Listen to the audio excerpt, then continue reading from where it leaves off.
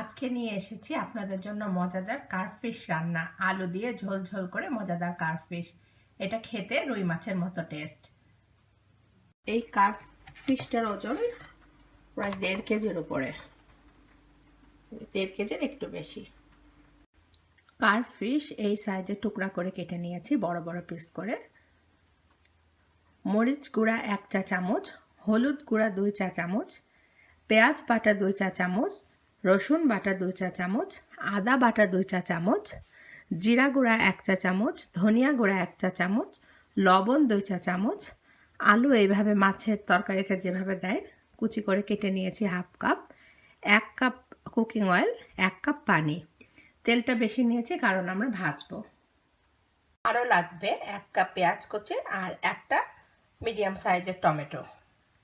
ভাজার আগে এই যে আমি হলুদ 2 চা চামচ নিয়েছি, ওখান থেকে প্রায় 1 চা চামচ পরিমাণ এই মাছে, আর লবণও তাই 1 চা চামচ পরিমাণ মাছে দিয়ে খুব ভালো করে মেখে নেব।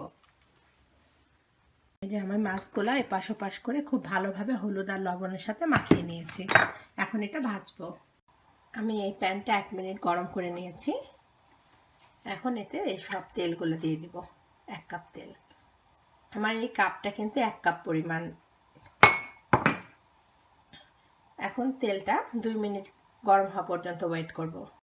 তেলটা 2 মিনিট গরম হয়ে গিয়েছে। এখন আমি মাছগুলো একে একে দিয়ে দেব। আমি মাছ ভাজার সময় টং ইউজ করি কারণ এটা উল্টাতে খুব সুবিধা।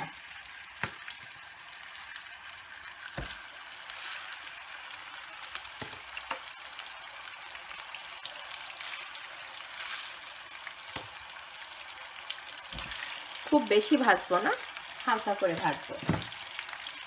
1 মিনিট এপাশে 1 মিনিট ওপাশে।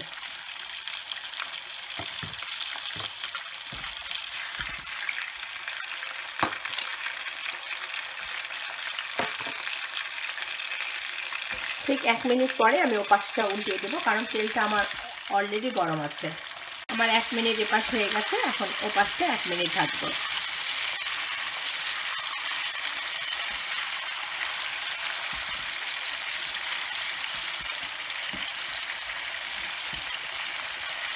সবগুলা মাছই জাস্ট উল্টিয়ে দেবো।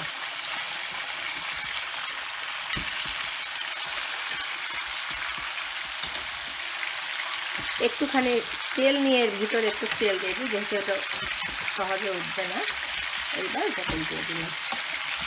1 মিনিট হলে এই মাছগুলাকে এখান থেকে নামিয়ে ফেলবো।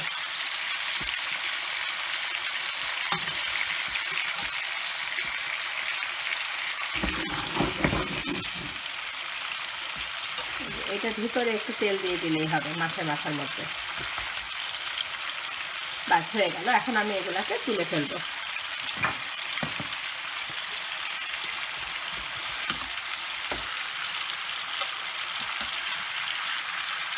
আর আমি এই তেলের মধ্যেই বাকি মশলা দিয়ে মাছটা রান্না করব।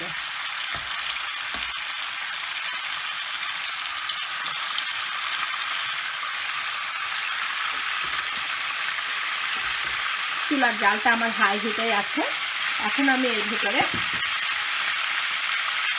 1 কাপ পেঁয়াজ কুচি দিয়ে দেবো।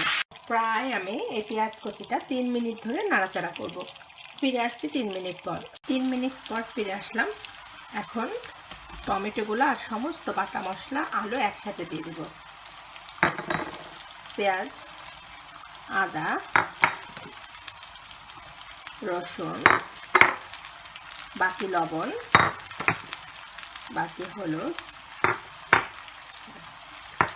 জিরা, ধনিয়া আর আলু।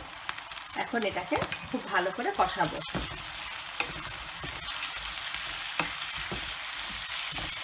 চুলার জাল কিন্তু হাই হিটে আছে। এখন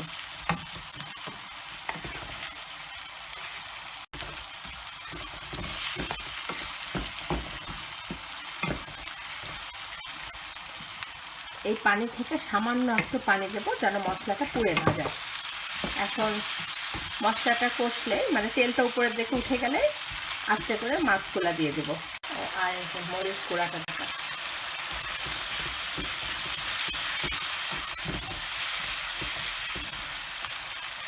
আরও 3 মিনিট পর ফিরে আসলাম। দেখুন তেলগুলো কি সুন্দর উপরে উঠে আসছে, মানে মশলাটা খুব ভালোভাবে করতে গিয়েছে। টমেটোগুলো একটু খেতে দিব। এখন আমি খুব আস্তে করে সুন্দর করে মাছগুলো দিয়ে মিডিয়ামের চেয়ে একটু কম আছে ঢেকে দেব 10 মিনিটের জন্য। আগে মাছের মাথাটা দিয়ে এর ভিতরে কিছু টমেটো দিয়ে দিব, যাতে টমেটোর রসগুলো খুব সুন্দর করে গলে যায়। একটু তেল দিয়ে দেবো। এবার বাকি মাছগুলো দিয়ে দেবো খুব সুন্দর করে, প্রতিটা মাছের জন্য সুন্দর করে জায়গা নিয়ে, যেন ভেঙে না যায়।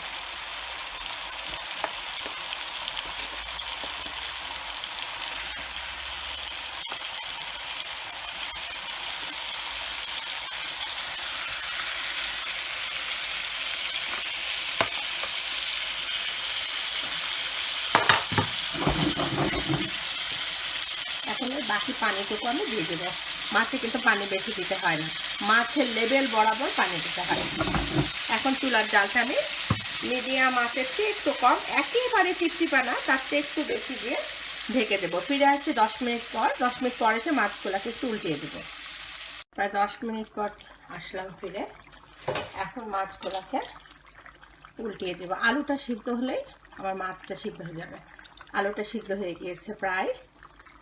খুব আস্তে করে এখন মাছটা উল্টাতে হবে, না হলে কিন্তু ভেঙে যাবে। খুব আস্তে করে সুন্দর করে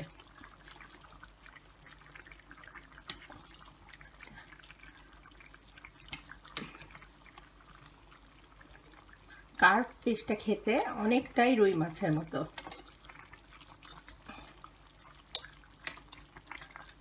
একটু উল্টে ঠিক 1 মিনিট পরে এটা নামিয়ে দেব।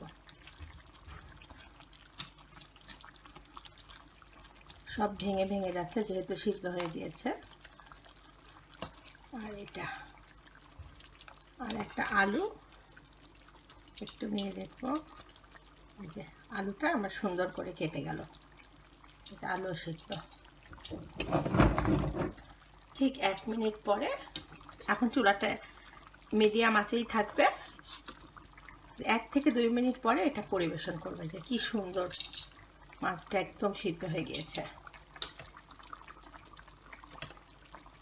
ঝোলগুলাও একদম এই যে থক থক থক থক করছে।